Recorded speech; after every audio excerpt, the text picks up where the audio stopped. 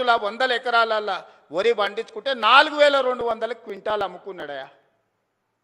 మనకు 2000 దిక్కు లేదు, ఆయనకు 4200 ఏమో వడ్ల బదులు బంగారం పండిస్తున్నాడే ఫామ్ హౌస్లో.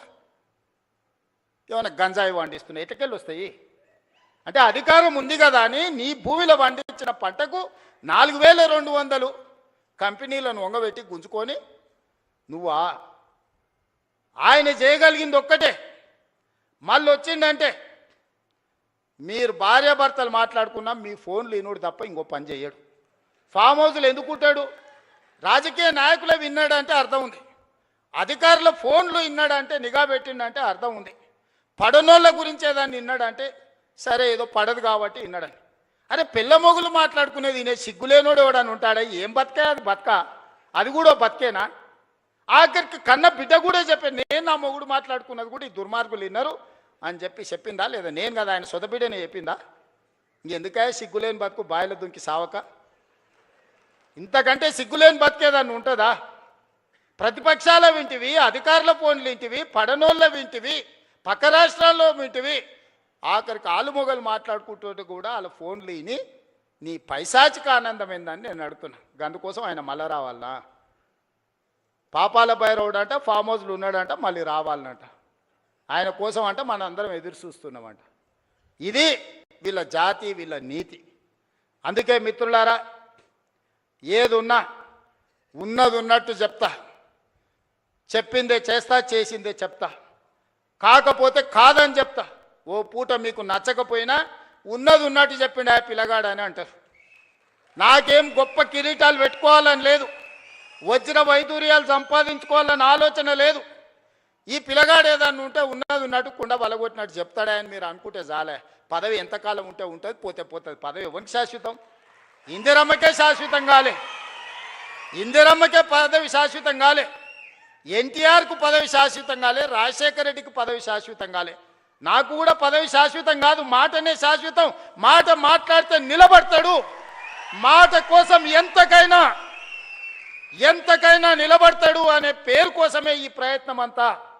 అబద్ధాల పునాదుల మీద ఈ ప్రభుత్వాన్ని నడపను. మీకు అబద్ధాలు చెప్పి మిమ్మల్ని నమ్మించే ప్రయత్నం చేయను.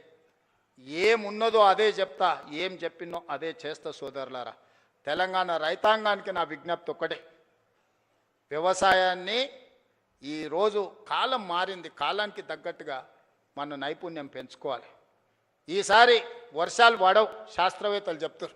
ఎలీనో వచ్చింది, నీళ్లు తక్కువ ఉంటాయి, వర్షాభావం పరిస్థితి ఉంటుంది, వర్షాల మీద నీళ్ళ మీద ఆధారపడ్డ పంటలు వేయకండి అని శాస్త్రవేత్తలు చెప్పారు. నేను గదే చెప్పిన. ఇక చూసినావా రేవంత్ రెడ్డి రైతులకు పంగనామం పెడుతున్నాను. అరే పంకమాలనోడా, వాన పడదురా అని నేను చెప్తున్నా. వాన పడకపోతే, నీళ్లు రాకపోతే, కాలువలు వారకపోతే వరి ఎట్లా వండుతుంది? కొంత తక్కువ చేయండి, తక్కువ నీళ్ళతో వండే పంటలు వండించురా అని చెప్పిన. ఇది తప్ప? బజార్లో విలువ కలిగిన పంట సన్న ఓట్లు వేస్తున్నారు. కొన్నిసార్లు మనకు తెలియదు, మనకి ఎవడు ఏజెంట్ వచ్చి అమ్మితే గవ్వే తీసుకుంటాం. 7 రకాలకు మార్కెట్లో మంచి డిమాండ్ ఉంది, 7 రకాలు వేస్తే కొనుగోలుతో పాటు బోనస్ కూడా ఇస్తానని మా ఉత్తమన్న చెప్పిండు. ఒక మంచి మాట రైతులతో, రైతు వేదికలలో ఆ ఇత్తనాలు పెట్టి రైతులకు అందుబాటులో తెచ్చి, మళ్ళీ ఏ ఓటి నకిలివి లేకపోతే అవోటి ఇవోటి మీకు మీ తలకు దాల్గిచ్చారు కదా అని ఇవాళ రైతు వేదికలలో విత్తనాలు తీసుకొచ్చి మీ అందరికీ అందుబాటులోకి తీసుకొచ్చినాం. పంట మార్పిడి చేయండి అన్నాం.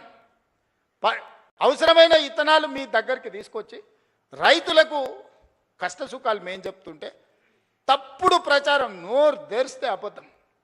దేవుడు ఆ కుటుంబాన్ని మొత్తానికి శాపం పెట్టినట్టు, బిడ్డ ఒక్క నిజం చెప్పినా తలకాయ 1000 ముక్కలేసి వస్తారు మీరు, మీ జీవితాంతం అబద్ధాలే చెప్పుకుంటా బతుకుర్రని. ఆ శాపం ఉన్నట్టుందా? అసలు చూడు, ఒకని మించినోడు ఒకడా అని అమ్మ, ఒకనికి 100 అయితే ఒకనికి 110 మార్కులు వేయాల్సి వస్తుంది అబద్ధాలకు. అతనికంటే గనుడు ఆచంట మళ్ళా అన్నాడు అమ్మ, ఆయనే అట్లా అనుకుంటే అంతకంటే రాటు తేలిర్రా ఈ అమ్మాయి పిల్లకు కుర్రనాయాలు ఇద్దరు. నోరు తెరితే అబద్ధాలు, బామాడుతులు అసలు ఇక పోటీ పడే అబద్ధాలు చెప్పుకుంటూ తిరుగుతారు. ఇది పరిస్థితి. అందుకే ఇవాళ వాళ్ళు ఊరూరు తిరగని, గల్లి తిరగని, వాళ్ళు బుద్ధి మారినంత వరకు దేవుడు వాళ్ళని క్షమించడు. బుద్ధి చక్కగా ఉంటే అన్నీ చక్కగా ఉంటాయి. నోరు మంచిదైతే ఊరు మంచిది అన్నారు, అవునా? ఏమక్క, నోరు మంచిదైతే ఊరు మంచిది అన్నారు, అవునా? అత్త కోపానికి వచ్చిన కోడలు జర మెత్తగా ఉంటే ఇల్లు చక్కగా నడుస్తుంది, అవునా? మీరు అందరు ఏదైనా కోప్పడ్డా నేనేమంటానే మా వాళ్ళే కదనే మరి బాధ్యత ఇచ్చినప్పుడు